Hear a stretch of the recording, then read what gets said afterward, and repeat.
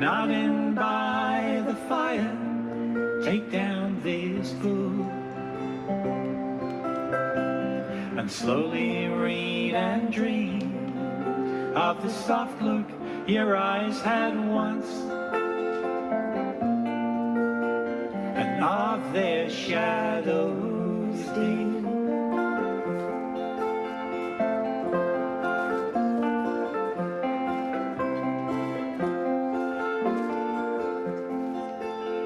And how many loved your moments of glad grace, and loved your beauty with love false or true.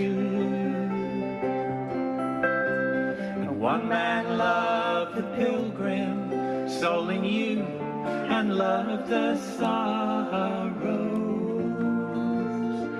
of your changing face.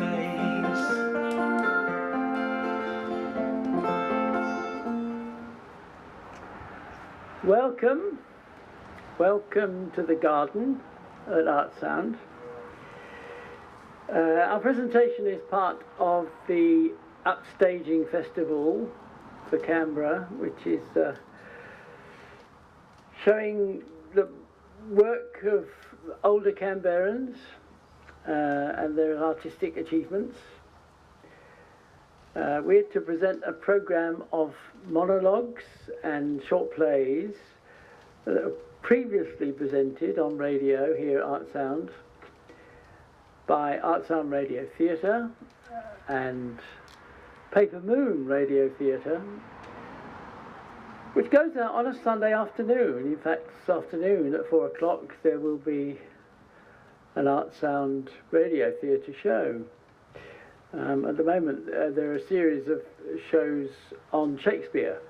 We're up to number 3, there's another 3 to go. And then next week we start to record George Bernard Shaw's Man and Superman. So there's a lot to come. There'll be 2 acts today and a 15-minute interval between the 2 acts. And the whole programme will last about an hour and a half. We're going to try doing special effects today, like we do in radio. You do actually see people making noises. The first piece is called MrHay'sMemory Machine. It's by Charles Battle Lewis and loosely adapted by Bart Meehan. You all ready?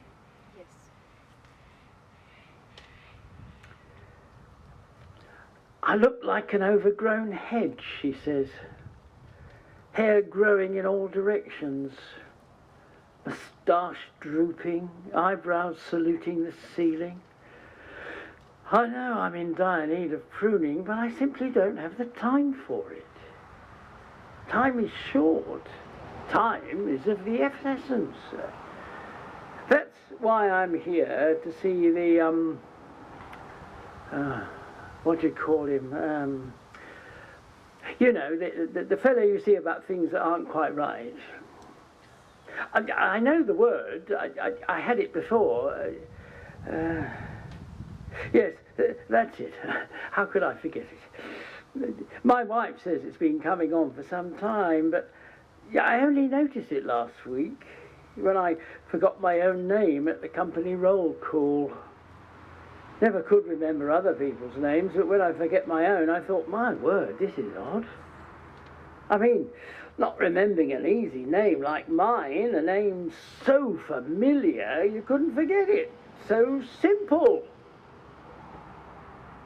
Damn, it's gone. No, don't tell me. Let me use my new memory system. It helps me to a word through the association of ideas. My name has something to do with a farm.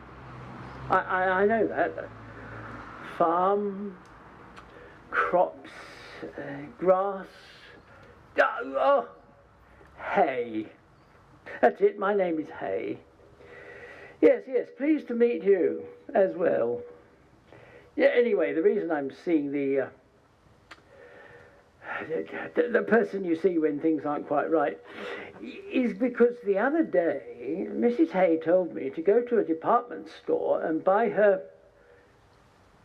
Now wait, let me do this. Cricket, batting, baton, conductor, piano keys, ivory keys, ivory soap. That's it. A half dozen cakes of ivory soap. She wanted me to write it down, but I said I'm sure my brain could hold a half dozen cakes of ivory soap. I could see she was not convinced. Lately, she has formed the habit of calling me befuddled. You know, in the way a wife of long standing talks to a fellow. Befuddled, be damned. My memory is as good as ever. I told her, in the way a husband of long standing talks when confronted by an example of his frailties. I spoke in a tone that projected confidence, but to be frank, was simply too proud to write the shopping list. I mean, no matter my failings, I'm not some doddering old idiot that needs to make notes on his shirt cuffs. Or at least, so I thought. Is that the time? My appointment was supposed to be at 3, but these chaps are often late, aren't they? Seems tardiness has become fashionable now in some professions. What? Oh, yes. My story. Well, off I went, thinking of half a dozen ways of remembering. Piano keys, ivory soap. Yes, that's it. And I entered the department store with an air of confidence. I consulted the first floor walker I met to seek directions, and he gave me that ingratiating smile they give all well-heeled chaps that wander in off the street under instruction from their wives. How can I help, sir? Well, be damned if his question didn't clear my mind completely.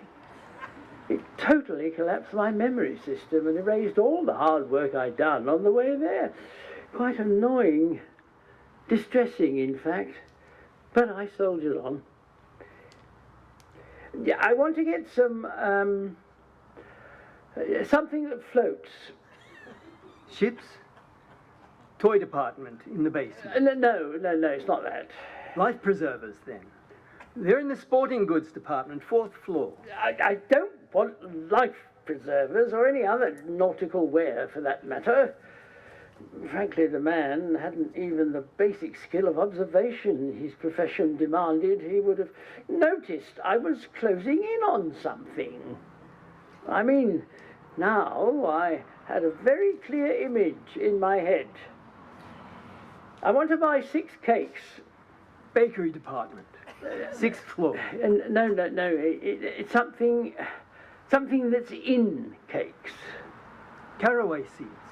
Grocery department, same floor. No. They're white cakes. Angel food, same floor. Hold on.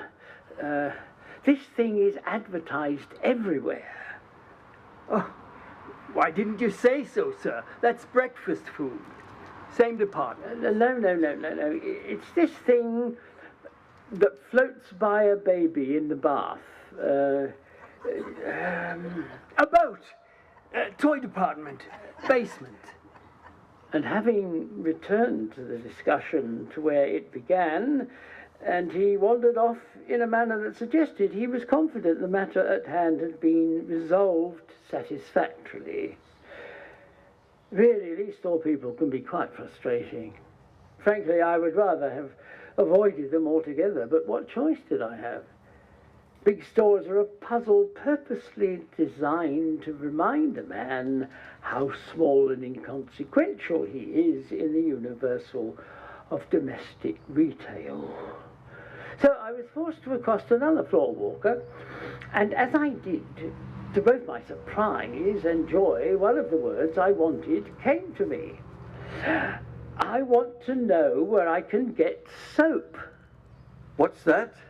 Can of what soup? No, not soup. Soap. Ivory soap. All the soups are in the grocery department, but I don't think we carry that brand. Brand? I said I want soap. Are you deaf? By now, my voice matched his in volume, and I was propelling my arms through the air like a Spanish windmill under siege. Well, he looked at me for a moment, then beckoned to another floor walker, a rather attractive woman who'd been hiding in a shadowy corner, intent on being inconspicuous. No use, Mrs. Jackson. I'll have to get a hearing aid. Deaf as a post I am. Can you find out what this gentleman wants? Of course, Mr. Harris. How may I help you, sir? Yes, I did lose my temper. Who wouldn't in the circumstance? I have already explained this twice. What I want is only in every magazine in the world. Is it gunpowder? Is that meant to be wit? Is there no one in this store with brains enough to guess what I want? I've described its qualities over and over again. It's what no house should be without. Why, sir, there are 50 things in the grocery department alone that a household cannot do without. You'd better take the store aisle by aisle. There's only 240 miles of aisles, and keep your eyes peeled. When you see what you are looking for, put your hand up, and I shall come running. Of course, you assume I left. That I uttered some clever and dismissive remark and walked out with my dignity intact. That would be a fine end to the story, wouldn't it? But sadly, no. You see, by then I was committed to completing my mission. So I wandered aimlessly about for half an hour on various floors until at last I came to the playing card counter, where they had ivory chips on display. Well, as soon as I saw them, I gave a whoop, jumped up and down and shouted at the top of my lungs, "I want ivory soap! Ivory soap! Ivory soap!" It took more than a minute for the store detective to seize me and, with a firm grip on my collar, start manoeuvring me through the aisles towards the street exit. It was clear he thought I'd lost my mind, so I told him, "It's all right, I'm not mad, it's that I've just remembered what I want." I shook off my captor and I stepped up to the clerk standing in front of a pyramid of the piano keys, ivory keys, ivory soap, and said, "Send 6 cakes of this soap to my house, cash on delivery."